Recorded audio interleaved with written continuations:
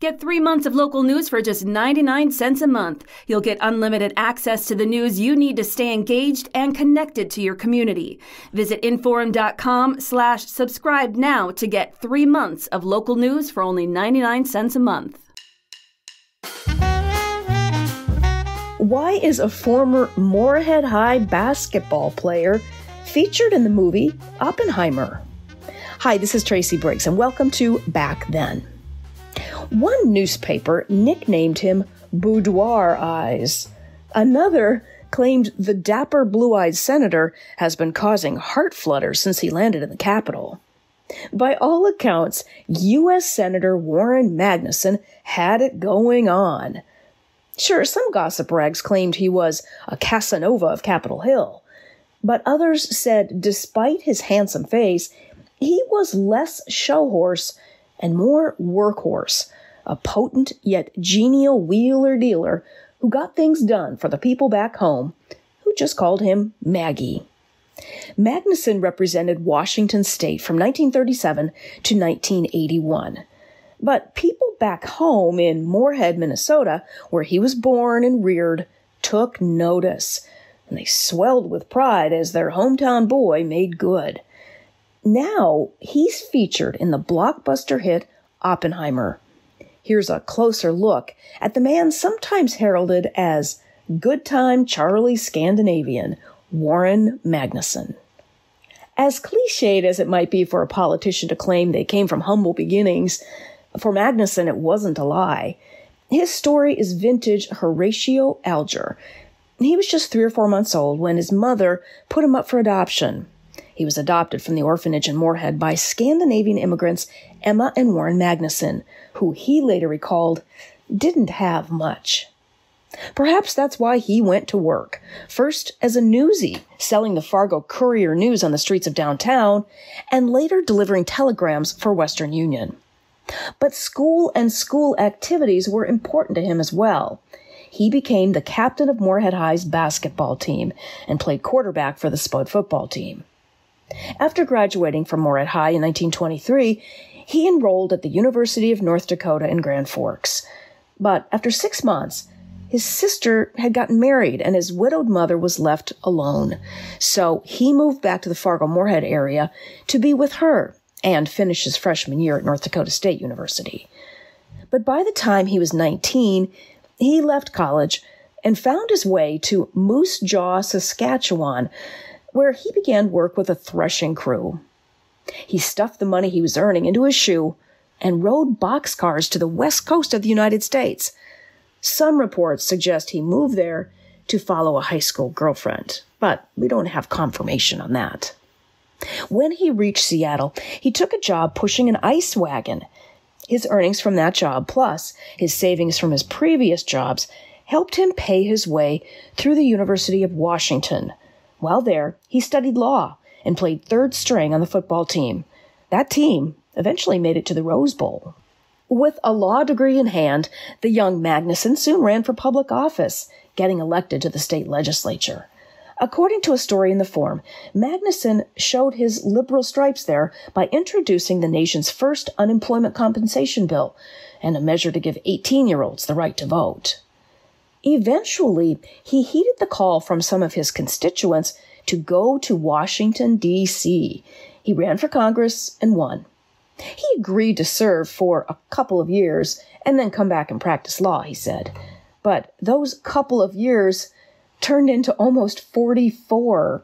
He served 7 years in the House of Representatives and served more than 36 in the Senate.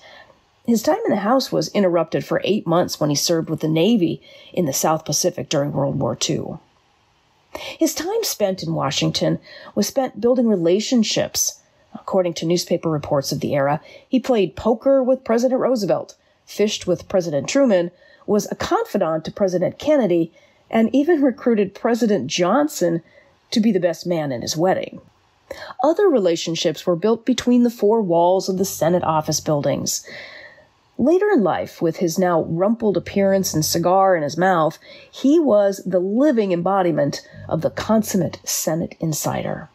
He once said, "We used to sit in the cloakroom and smoke cigars and just chat." Of course, Senator Magnuson is once again in the spotlight in 2023. He's featured in the movie Oppenheimer. Played by actor Gregory Jabara, Magnuson is seen chairing the committee that heard testimony from scientists about Commerce Secretary nominee and Oppenheimer nemesis Louis Strauss. The scenes featured in the movie are just part of the real Warren Magnuson resume. He was also known for introducing legislation regulating flammable fabrics, auto safety, cigarette labeling, and truth in packaging. He also championed medical research and conservation. But as much attention as Magnuson garnered for his achievement in bills passed, he perhaps was best known in his early years anyway for being the most eligible bachelor in Congress. After his divorce in 1935 from his first wife, Eleanor Madu, a former Miss Seattle, he was rumored to be dating movie stars, including Rita Hayworth and Carol Parker. In 1940, gossip columnists hinted at an affair between New York model Vera York and, quote, the blonde, handsome congressman, end quote. When asked about her son's relationship with York, Magnuson's mother, Emma, still living in Moorhead, chuckled and said, well, we know he has a picture of her, but that's about all we know. By 1951, newspaper headlines screamed of a relationship between the dashing Democrat and actress June Millard, formerly known as Tony Seven. Magnuson once addressed his ladies' man reputation while campaigning. He held up a scandal sheet. He said, they say in here that I like girls. Well, it's true. Would you want a senator who doesn't? A Time magazine story profiling Magnuson in 1961 said that after all of his years in office, he is, quote, still that ever-loving, good-time Charlie Scandinavian, come out of the woods on a Saturday night for fun, sociability, and a yearning to spread joy, end quote. However, by 1964, he settled down and married his second wife, Germaine Elliott Peralta, with President Johnson standing by his side as best man. Despite holding the powerful position of chair of the Appropriations Committee, Magnuson was not reelected in 1980, losing to Republican Slade Gorton. It was the first time Magnuson had lost an election of any kind.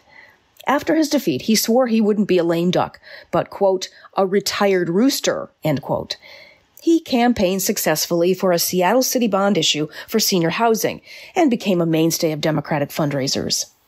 He died on May 20th, 1989, from congestive heart failure due to complications from diabetes. According to his obituary in the form, Magnuson was survived by his wife, daughter, and 2 grandchildren. His memory has been honored in both Washington State and in the Washington, D.C. area with the Warren G. Magnuson Health Sciences Building at the University of Washington and the Warren G. Magnuson Clinical Center at the National Institutes of Health in Bethesda, Maryland. And at least 3 important pieces of legislation bear his name as well. He's also being remembered in his hometown of Moorhead. He's included in Once a Spud, Always a Spud, a new book soon to be released about the history of Moorhead area public schools. Orders for that book can be placed online at moorheadlegacy.org. And I'd like to give a special thanks to Brian Cole, who has been putting this book together, Once a Spud, Always a Spud. He is the one who gave me this idea of Warren Magnuson Spud alumni. And it's really quite a story. And I've paged through the book, looked a little bit at it. It's going to be a fabulous book. If you're a Moorhead Spud graduate or parent, I highly recommend it. It's just an incredible book. So, well, thank you so much for joining me for the story of Warren Magnuson, ladies' man, senator, and Moorhead Spud. We'll catch you next time. If you're loving this podcast, be sure to check out our full lineup. From news and local politics to sports and true crime, find your next great listen right now at inforum.com/podcasts. That's inforum.com/podcasts.